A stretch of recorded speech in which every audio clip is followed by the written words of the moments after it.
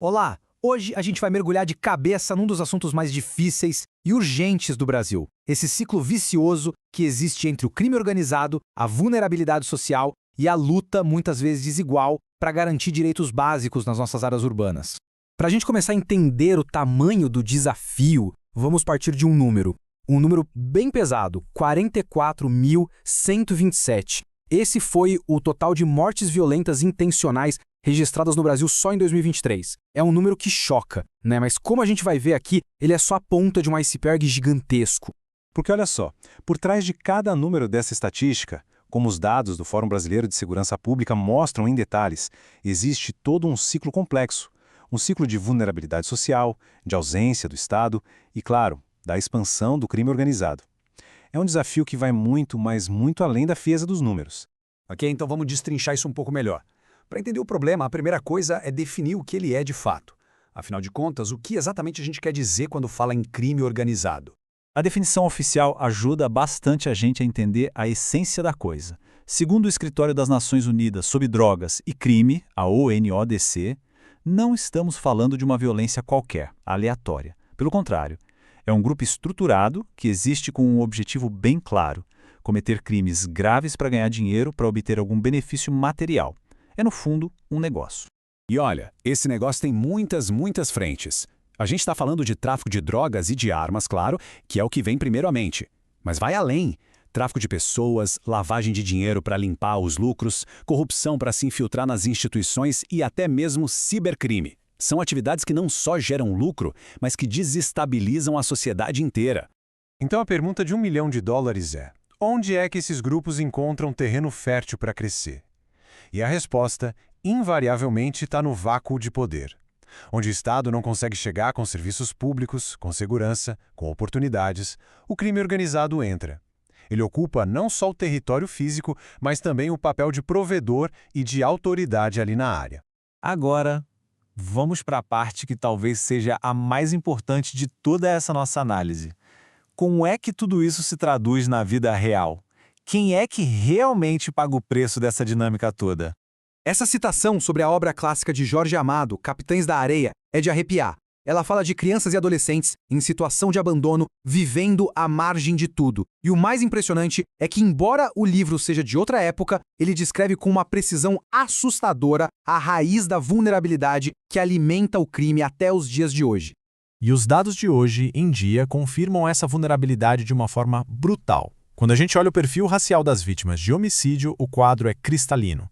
Quase 80% são pessoas negras. É uma desigualdade que grita, que não dá para ignorar. E a violência também tem endereço. Como os dados mostram, as taxas nas regiões Nordeste e Norte são bem mais altas que a média nacional. Isso só reforça como as profundas desigualdades regionais que a gente tem no país acabam aprofundando a crise de segurança.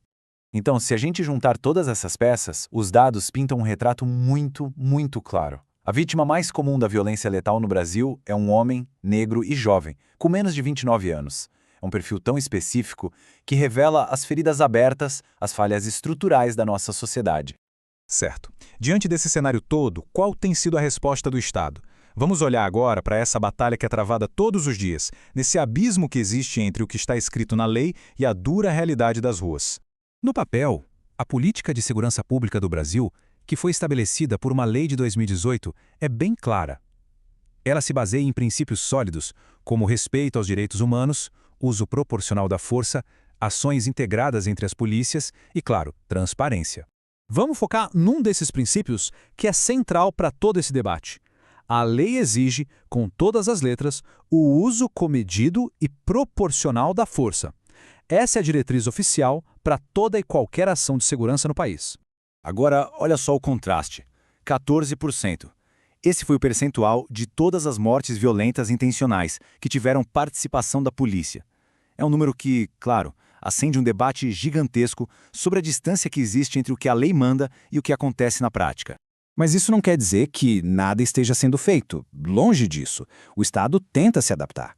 Teve a criação do SUS em 2018, tem um projeto novo para integrar dados sobre o crime organizado, tem operações federais que já apreenderam bilhões de reais de facções. Existe sim um movimento para modernizar e principalmente para asfixiar financeiramente esses grupos. Ok. A gente já entendeu o problema, quem são as vítimas e qual tem sido a resposta do Estado. Vamos então para a parte final dessa nossa conversa.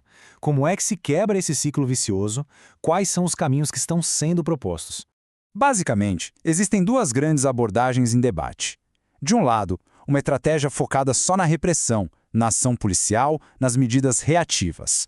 Do outro, uma abordagem que a gente chama de integrada, que combina segurança com política social. E o que os especialistas não cansam de dizer é que a primeira, sozinha, simplesmente não dá conta. É como enxugar gelo, porque não ataca as raízes do problema.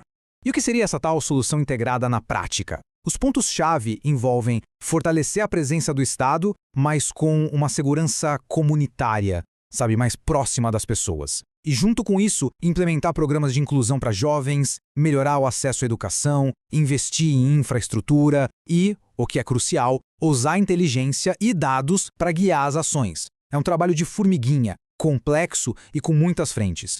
E tudo isso nos leva à pergunta final que fica para a gente refletir. Uma nação consegue quebrar um ciclo tão profundo, tão enraizado em sua história? A resposta não é nada simples, mas entender todas essas peças que a gente viu aqui